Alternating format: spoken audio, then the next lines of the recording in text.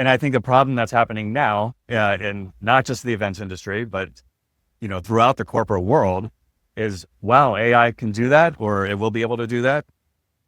Let's start getting rid of the people already.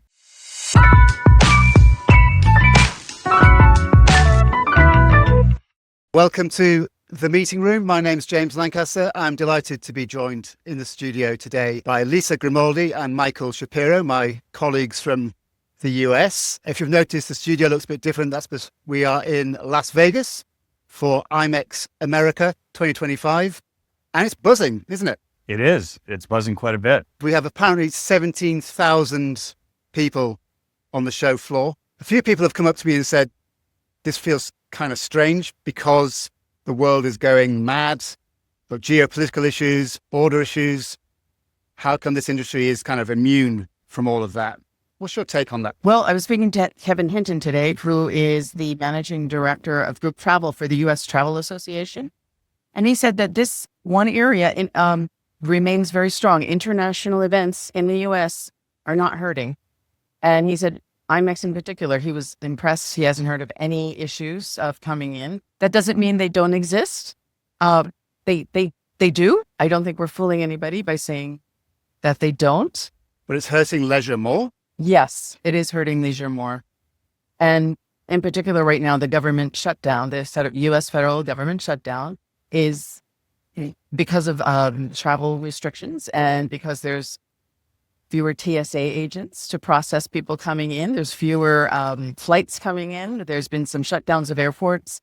All that is adding up. And U.S. Travel has a dashboard on their website that estimates that we're losing $1 billion in lost travel revenue per week of the government shutdown. Remind us, how long has the government shutdown been going on for? 8 days as of today. 8 days. And for those people who don't know, typically how long does a government shutdown last? You don't have them all the time, obviously, but when they do occur? It varies. It could be anybody's guess. Yeah. It doesn't seem like it's getting that much closer to being resolved all that quickly. We were in the same session with Washington, D.C., who are the coalface of all this, aren't they? And they've done a tremendous job sort of going on the front foot, and they haven't kind of shied back and away from the issue. They've got a new marketing campaign, I believe, only in D.C. Only in D.C. But they I think, they have suffered with numbers rather than, so if you're an international association, you're not going to cancel your meeting now, but delegate numbers have come down for Washington. But they've gone for it. They're not pussyfooting around the situation. And they're trying to let people know they're open and what is open and what isn't, because there are certain buildings that are open in Washington still that are federally funded. And also they made a point of saying, we're losing some business right now from different sectors, particularly government meetings. So they talked about how the areas they're making it up and what they're going for, which included pharma, they mentioned, as well as tech. Michael, what are your thoughts on this issue? Is it going to hurt the industry going forward? Yeah, no, I mean, it's something that's certainly being felt, although much like you said it with respect to Washington and with Las Vegas, there's also, I talked to Los Angeles and California, they're dealing with reduced visitation from Canada especially, but it is hurting the leisure side more than the group side. The group is remaining not as robust as it would be without these issues, but relatively strong, all things considered. And that's a good sign. I mean, there's some optimism there, especially. In the latest poll survey, I think it was an issue for about 1 in 3 planners said that border and immigration was an issue, but it's very difficult to know what that really means. There are lots of issues that planners face all the time. And I think there's a bit of a perception versus reality thing that happens with these stories, that they get all the kind of media amplification is negative, but ultimately you can still get into America from most countries. Yeah, I think it factors into the uncertainty too that planners have been dealing with. It's another layer of uncertainty. Will this hurt my international attendance? Will there be issues for my event that reflect poorly on the reputation of my company? They're all just questions right now. And if I maybe go off on a little bit of a related tangent, I think that's reflected in, in our research, in the Pulse research, where sentiment first went way down earlier this year. It's gradually coming up again. I spoke to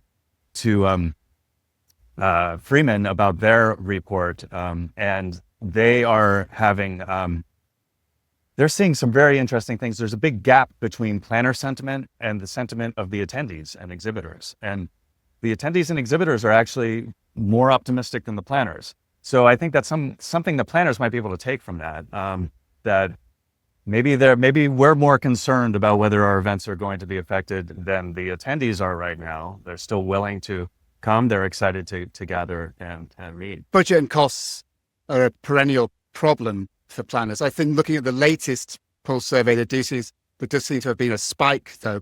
This kind of budget squeezed, costs going up. And I think that one of the concerns for planners is, how do they deliver an event, an effective event for their clients, when budgets are being squeezed? The new phrase is return on experience. Have you heard that one? Oh, Sure. yes, we Yeah, have. there's a return on a lot of things. Yeah, return on experience, though, especially. What are you hearing, if anything, from planners about that?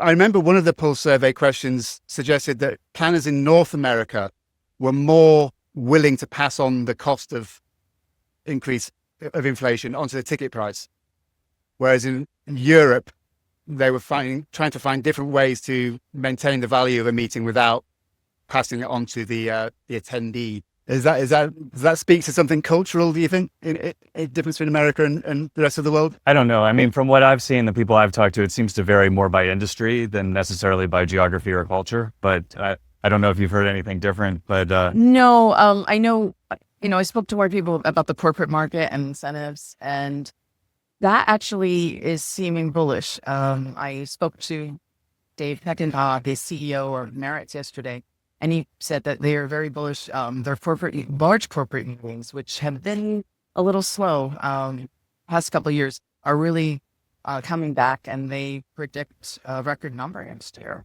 There's been a lot of talk here at IMEX about AI. In the latest Pulse survey showed a huge spike in the number of planners using AI, but then it seems to have plateaued a bit in 2025. What are your thoughts about AI and its integration into event planning? well, first of all, we are in the process of working on a first look research report on AI.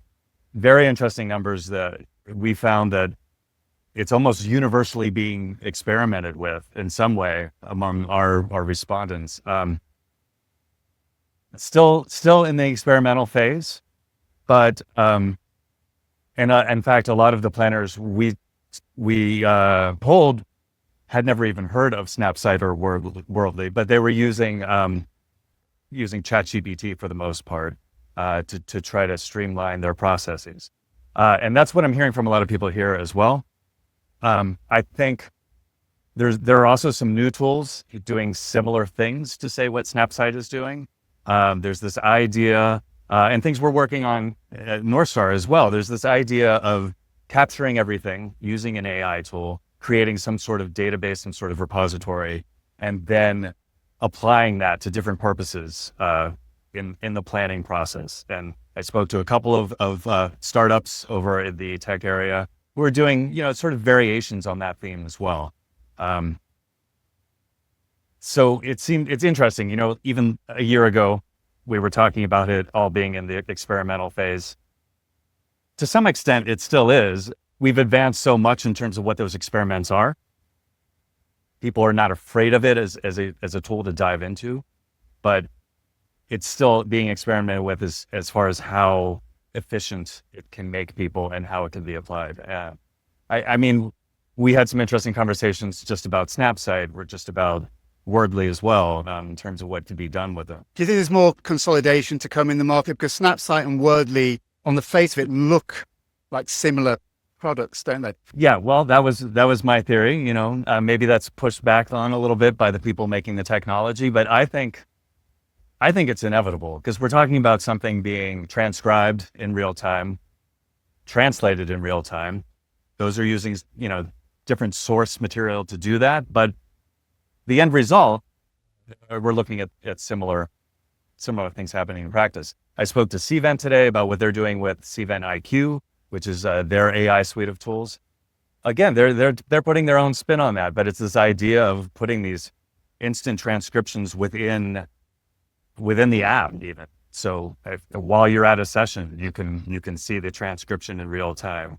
While you're taking a snapshot of a slide, this is something they're working on that's going to be in beta pretty soon. But you're an attendee, you're using the app, you take a snapshot of the slide, it automatically puts the transcription of that part of the session into your app, along with a photo, an AI improved photo of what you've taken the picture of. So, I see where they're going with this. It's very interesting. I think it's pretty cool.